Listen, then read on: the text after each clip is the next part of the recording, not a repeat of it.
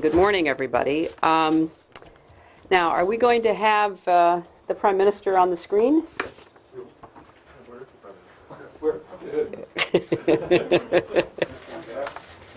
There he is.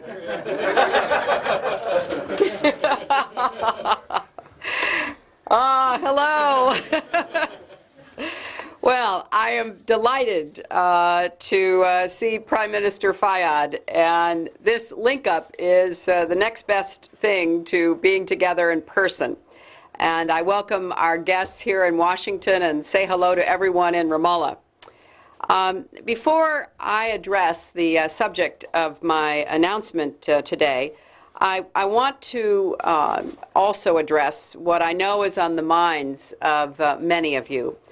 The United States was deeply disappointed by the announcement of advanced planning for new housing units in sensitive areas of East Jerusalem. This announcement was counterproductive to our efforts to resume negotiations between the parties. We have long urged both parties to avoid actions which could undermine trust, including in Jerusalem.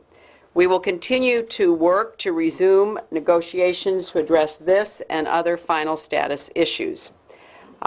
We, along with many others, are working every day, indeed every hour, to help create the conditions for negotiations to succeed. We still believe that a positive outcome is both possible and necessary. I will be seeing Prime Minister Netanyahu tomorrow in New York. And consultations continue on all sides, and we will persevere. Now, as Prime Minister Fayyad understands so well, we have to move forward together simultaneously and mutually reinforcing on two tracks. The hard work of negotiations and the hard work of building institutions and capacities. We need to work with the Palestinian Authority to support their efforts to build toward a future Palestinian state that is able to govern itself, uphold its responsibilities to provide for its own people, and ensure security. Progress on this second track gives confidence to negotiators, removes excuses for delay, and underscores that the Palestinian Authority has become a credible partner for peace. Now, earlier this fall, I was able to visit Ramallah and see firsthand the continuing progress that the Palestinian Authority is making under President Abbas and Prime Minister Fayyad. Thanks to their hard work, the Palestinian Authority is reversing a history of corruption and producing results that actually matter and improve the lives of Palestinians. As a result, new businesses are opening, taxes are being collected, services are being delivered. Security is much improved, and the economy is growing. When you look around Ramallah and other Palestinian communities today, you see new buildings going up, professional police officers on the streets, and a sense of opportunity and purpose. In fact, the World Bank recently concluded that if the Palestinian Authority maintains its momentum in building institutions and delivering public services, it is, and I quote, well positioned for the establishment of a state at any point in the near future. So I want to congratulate President Abbas and you, Prime Minister, on everything that your government has accomplished. It is a testament to your leadership and skill, as well as to the talents and determination of the Palestinian people themselves. Now, of course, the Prime Minister would be the first to say that all this progress remains tenuous and there is much more work to be done, and he would be right. Unemployment remains high, especially among young people. Smaller communities have yet to see the benefits of greater prosperity. Despite the increase in new businesses, the rise in tax receipts, and the generous contributions from the international community, the Palestinian Authority still faces a serious budget shortfall. But the United States and our international partners are committed to supporting the Palestinian Authority as it works to overcome these challenges. So today, I am pleased to announce that the United States has transferred an additional $150 million in direct assistance to the Palestinian Authority. This brings our direct budget assistance to a total of $225 million for the year, and our overall support and investment to nearly $600 million this year. This figure underscores the strong determination of the American people and this administration to stand with our Palestinian friends, even during difficult economic times as we have here at home. This new funding will help the Palestinian Authority pay down its debt, continue to deliver services and security to its people, and keep the progress going. It will support our work together to expand Palestinians' access to schools, clinics, and clean drinking water in both the West Bank and Gaza. And it will allow Prime Minister Fayyad's government to build and modernize courthouses and police stations, train judges and prosecutors, and launch new economic development initiatives. Strict safeguards are in place to ensure the money will be used responsibly. The United States, the World Bank, and the International Monetary Fund all carefully monitor the use of donor funds, and we have great confidence in Prime Minister Fayyad and his ability to provide accountability and transparency.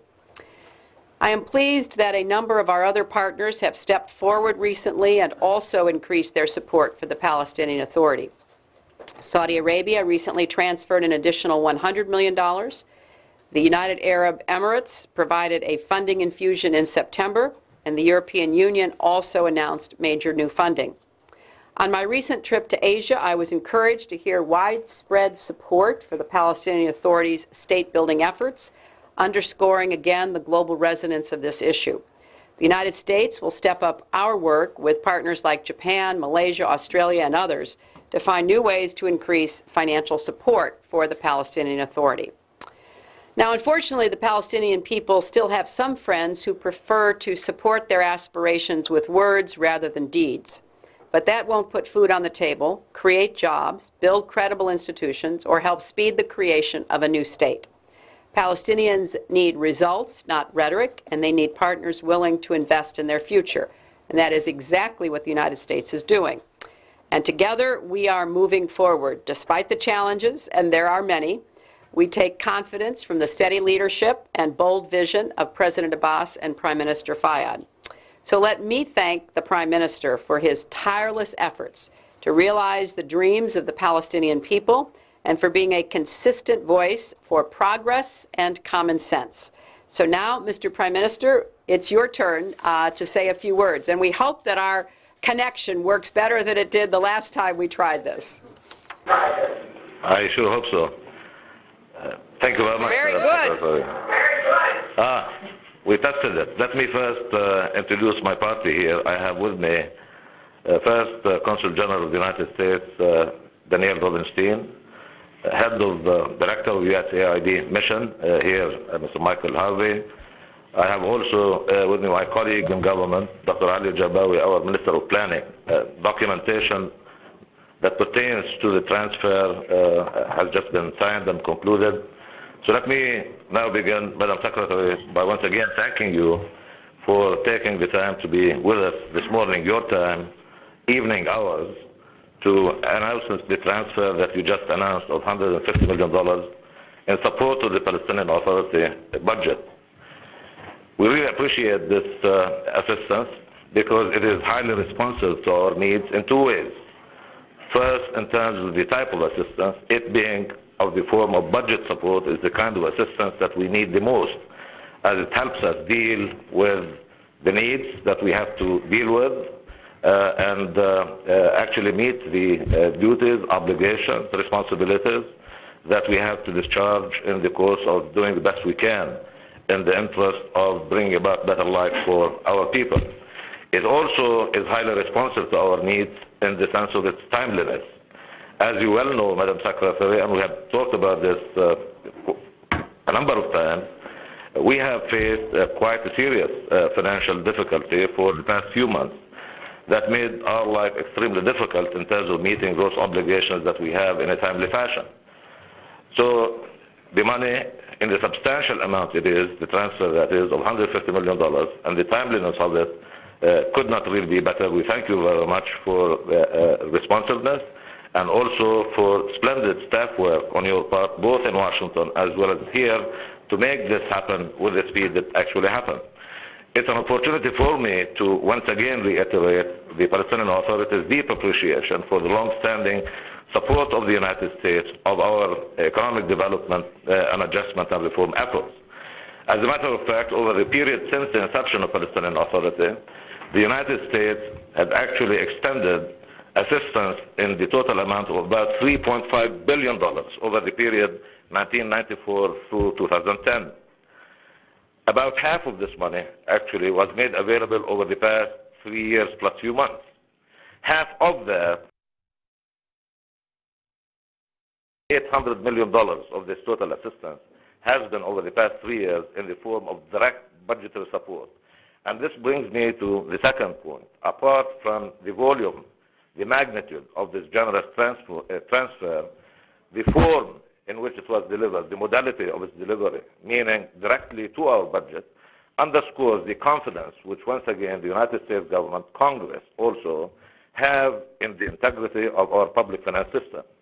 We Palestinians take this as a matter of pride, immense pride, in fact.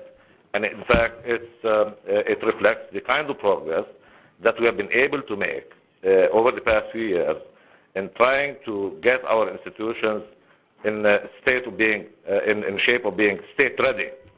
Readiness for statehood is, in fact, the key objective of the program that we launched, Madam Secretary, in August of 2009, with the aim of completing the task of capacity building and also a critical mass of positive change on the ground in the form of maturing governance processes, but also infrastructure of the state. We are well on our way, also judging by that statement, which you're kind to, as a matter of fact, read out today again by the World Bank about the expectation of us being ready for statehood at any point in the near future on the strength of what we've been able to accomplish over the first half of this 2-year program. So we are well on track. We are determined to stay the course despite the difficulties and obstacles that we continue to have to contend with every day. Nevertheless, we, as I said, remain hopeful that we are actually going to be state-ready come summer of 2011. It's a goal that we are doing our level best, in fact, to meet. I said what I said about the U.S. assistance that has been made available in support of our budget, the direct budgetary assistance. But that is in addition, of course, to other forms of assistance that you have mentioned, Madam Secretary, that went a long way towards supporting the Palestinian Authority in various spheres of governance and also infrastructure. I can tell you for sure, without much difficulty, that there is hardly any sign of visible progress on the ground in Palestine today that does not have the caring fingerprints of USAID on it.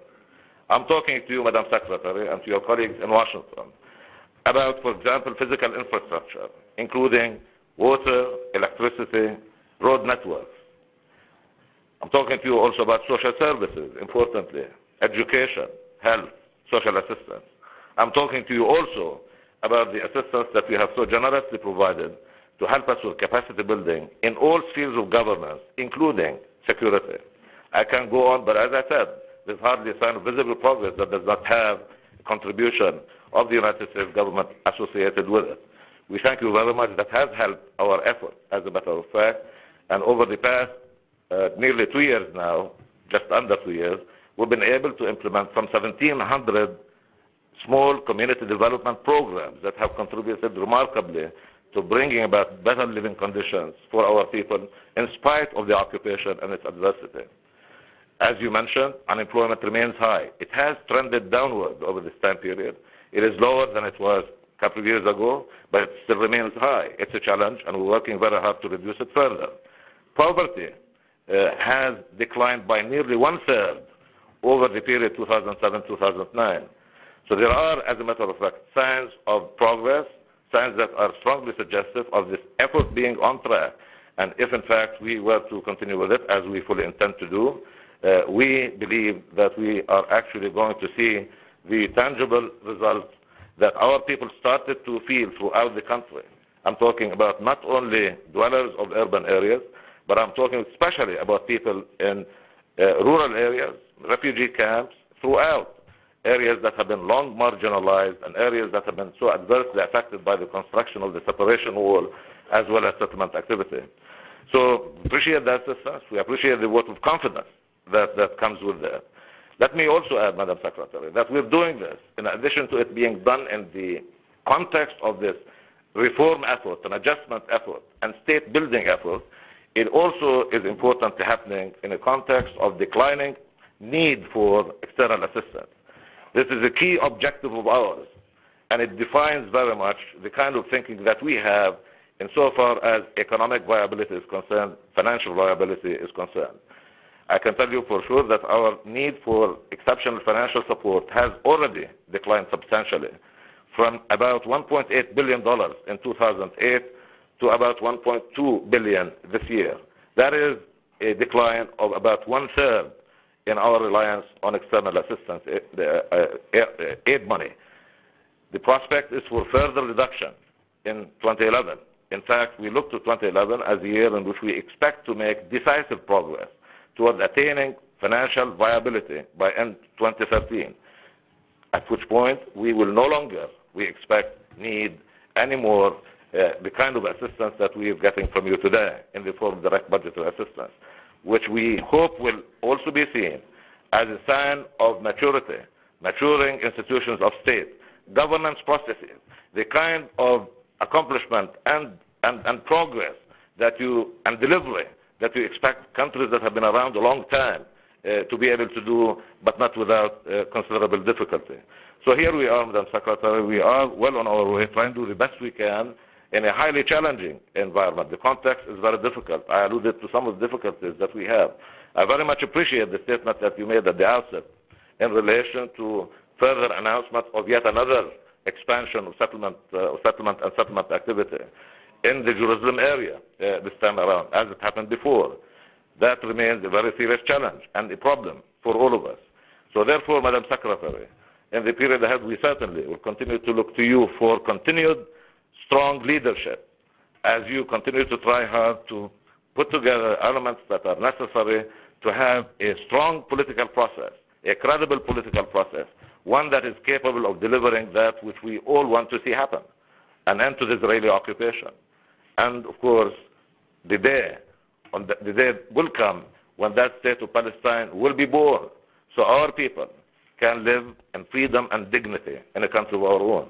That's what this is about. And we look to you again for continued strong leadership as we move forward down this path which has witnessed a great deal of difficulty. Nevertheless, we're determined and we remain hopeful on the strength of what we've been able to accomplish, yes, and in the hope and expectation that those deliveries along the path of state building and getting ready for statehood, on the strength of what that is expected to do by reinforcing the effort on the political process track. Once again, Madam Secretary, on behalf of Palestinian people, on behalf of President Abbas, Palestinian National Authority, my colleagues in government, I thank you personally for the effort that you have made to support us and for your continued and long-standing support, for the efforts of your colleagues. I thank President Obama, U.S. Congress, and of course the American people for this largesse. Thank you so very much. Thank you very much, Prime Minister.